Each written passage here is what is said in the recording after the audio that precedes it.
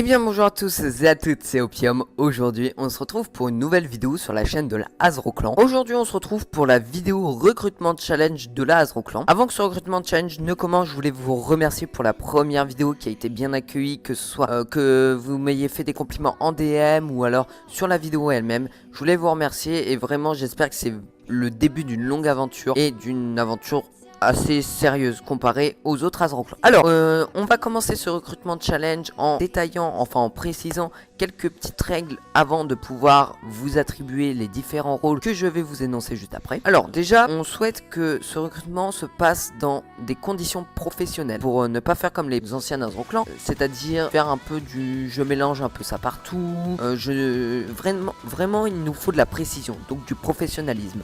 Alors, donc pour ça, il vous faudra être mature, avoir au préalable 15 ans. Pour moi, c'est, je vous le dis comme ça directement, on cherche pas de gamin, hein, on veut que ce soit sérieux. Donc au préalable 15 ans. Et il vous faut pouvoir effectuer une tâche selon son domaine de compétence. Imaginons vous êtes commentateur, vous devez savoir commenter un sujet qui vous est donné. C'est comme un oral au lycée ou en université.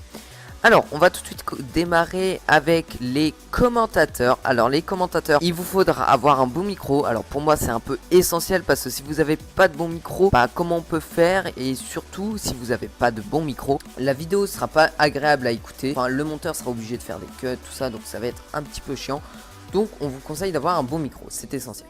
Il faut être rigoureux, donc par exemple ne pas bégayer et ne pas dire toutes les 2 secondes. Il faut ne pas bégayer, donc être à l'aise aussi, c'est ce que je viens de dire. Il faut connaître son sujet. Imaginez, je vous donne un sujet qui est comment voyez-vous Call of Duty dans quelques années? C'est un sujet d'exemple. Eh bien, il vous faut savoir dire des choses sur ce sujet. Des choses que vous pouvez trouver sur internet, des choses que vous pouvez trouver de votre imagination. Vous pouvez surtout aussi donner votre ressenti personnel, c'est très important ça aussi, donner votre ressenti personnel si c'est un sujet qui est souvent une question.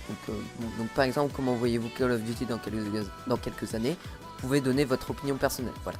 Mais il faut connaître son sujet, c'est pas à moi en tant que leader de la Azro Clan de vous donner le sujet, ce n'est pas à moi. C'est à vous, commentateurs, de connaître votre sujet. Et il faut avoir une voix convenable. Pas avoir une voix aiguë qui pourrait être stridente ou alors qui pourrait être gênante pour la vidéo. Voilà, donc on a fini pour les commentateurs. Je voulais préciser aussi que les filles sont aussi les bienvenues, donc commentateurs, commentatrices. Voilà. Ensuite, au niveau des joueurs, joueuses, players, il vous faudra avoir un bon niveau, donc un bon niveau sur Call of Duty, principalement, vu qu'on fait que du Call of Duty pour l'instant. Il vous faudra proposer des gameplays régulièrement, donc poster des gameplays sur votre chaîne personnelle pour que je puisse après les récupérer et après les poster sur la chaîne YouTube, et comme ça, ça vous permettra de vous faire une pub. Alors il vous faudra aussi réaliser des gameplays innovants et nouveaux. Donc quand je dis innovants et nouveaux, c'est pas des gameplays genre je fais une nucléaire sur Black Ops 3 à la manoir sur Nuketown en domination. Ça c'est vu et revu, on veut de l'original, donc sur différents Call of Duty, avec des armes peu communes, par exemple une double nucléaire au couteau, ça peut être un gameplay innovant et nouveau. Donc varier les jeux, quand je dis varier les jeux, c'est par exemple proposer des gameplays différents sur différents jeux de la licence Call of, hein, vu qu'on fait que du Call of pour l'instant.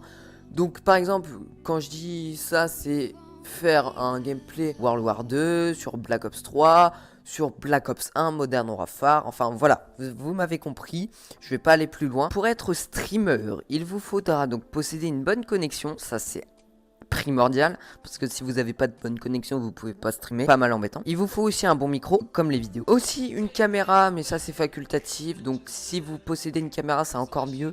Et si vous en avez pas, c'est pas grave. On n'exige pas forcément une caméra pour être streamer, mais ce serait pas mal. Il faut savoir animer un live, il faut savoir bouger, éviter de combler, éviter de mettre des blancs, éviter de dire des choses gênantes, tout ça. Donc il vous faudra aussi être poli et courtois.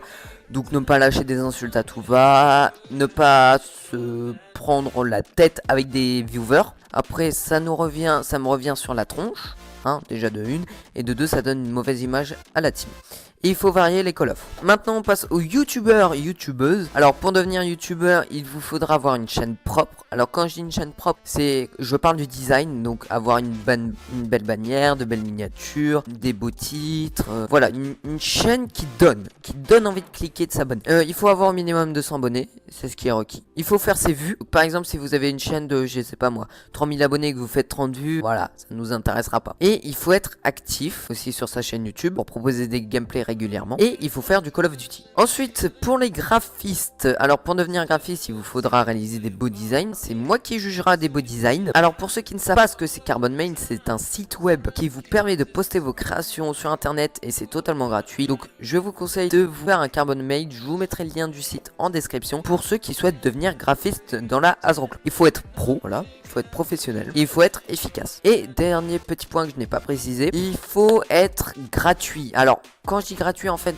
c'est gratuit pour la team. Si par exemple vous êtes payant de base et que vous décidez de rentrer dans la team vous serez entièrement gratuit. Il n'y aura pas de moyen de paiement. Ça peut être contraignant pour vous, mais personnellement je ne vois pas l'idée de payer quand vous êtes dans une team. Parce qu'une team c'est souvent pour aider, tout ça. C'est comme si un streamer demandait de l'argent contre un stream. Enfin voilà. Pour devenir mini maker, il vous faudra réaliser des beaux designs aussi, avoir un carbon made également. Il vous faudra faire vos miniatures sur un thème précis. Donc le thème c'est en l'occurrence Call of Duty. Là, et il faudra être rapide et efficace. Par exemple, je vous demande à midi une miniature pour une vidéo qui sera à 16h. Et ben là, il me faudrait la miniature entre midi et 16h. Et si vous pouvez pas le faire, il vous faudra nous donner une raison précise. Hein, parce qu'on n'accepte pas, oh ouais, j'ai pas eu le temps, alors qu'on vous l'a demandé 3 jours auparavant. Enfin voilà, on veut du professionnalisme.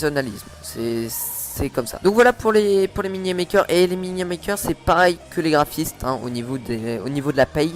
C'est gratuit quand vous entrez dans la Hasbro. Et voilà, comme ça part sur du bénévolat et de l'aide surtout.